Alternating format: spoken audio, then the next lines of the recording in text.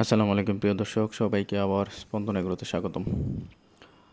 আজকে আমি আপনাদেরকে আমার বাসার পিছনে এবং খামারের পিছনে যে জায়গাটুকু, সেখানে আমার কিছু অংশে কলা গাছ লাগানো আছে সেটা দেখাবো। এই যে জায়গাটুকু দেখতে পাচ্ছেন, এখানে সামনেই আমার গাছ লাগানো। এই যে একটু জুম করে দেখালাম, এখানে যে আমার রেড পাকচংগুলো দেখা যাচ্ছে। তো সামনে গিয়ে আবার দেখাবো আপনাদেরকে। ওই যে পিছনে যে জায়গাটুকু দেখতে পাচ্ছেন, এটা আমাদের বাসার পিছনের অংশ। আমাদের জায়গা, চাচাদের জায়গা, সব জায়গা মিলে একসাথে। তো আজকে চিন্তা করলাম যে বিকাল দিকে একটু কলা বাগানে গিয়ে দেখি। 2-3টা কলার ছড়ি ছিল, সেগুলো বাড়তি হয়েছে কিনা। যদি বাড়তি হয়ে থাকে তাহলে নিয়ে আসবো আর কি। বাড়তি বলতে আর কি পাকার উপযোগী বা ঘরে রেখে দিলে পেকে যাবে, এটা হয়তো অনেকে বুঝতে পারবে।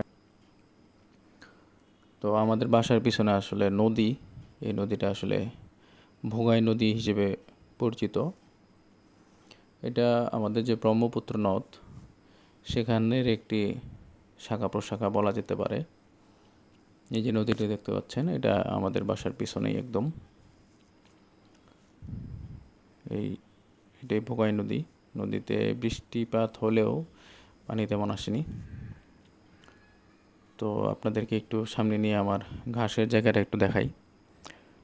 যারা আমার চ্যানেলে দীর্ঘদিন যাবত আছেন, তারা আমার বাগানের অংশটা কয়েকবারই দেখেছেন, মানে ঘাসের বাগানের অবস্থাটা। তো পিছন দিয়ে কী অবস্থা সেটা একটু দেখায়। যে বৃষ্টির সিজন, তো আসলে অনেক আগাছা বা এগুলো ঘাস হয়ে গেছে। তো এই যে ঘাসের বাগানের অবস্থা, বাগানে যে বেড়া দিয়েছিলাম সেটার অবস্থা খারাপ, কারণ এই বৃষ্টি সিজনে নদীতে পানি এসেছিলো এবং ঘাসের বাগানেও পানি উঠে গেছিলো এবং বেড়াটারও একদম অবস্থা খারাপ করে ফেলছে। তো দিন একটু ভালো হোক, তারপরে ঠিক করব। তো চলেন একটু যাই বাগানে, গিয়ে দেখি কী অবস্থা। তো আজকে আমার বাসার পিছনের অংশটুকু দেখা হয়ে গেল এবং নদীও দেখালাম আপনাদের। এবার কলা বাগানটা একটু দেখাই। তো এটা পিছন দিয়ে আসলে ওরকম খোলামেলা, যেহেতু নদীর পাড় দিয়ে লম্বালম্বি আমাদের বাসা। এই গোটাগুলো কিসের, কেউ জানতে পারলে জানাবেন অবশ্যই কমেন্ট বক্সে। অনেকে ডুমুর বলতে পারেন, আমি আসলে ঠিক নামটা জানি না। তো এটা প্রচুর পরিমাণে হয় এখানে।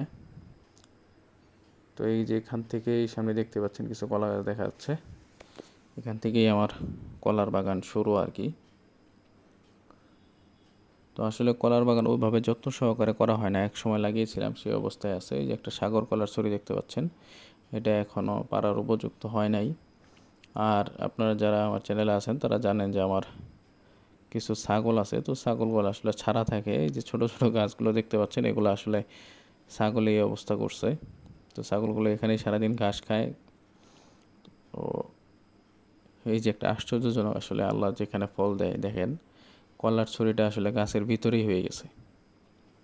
তো আল্লাহ যখন যেভাবে ইচ্ছা।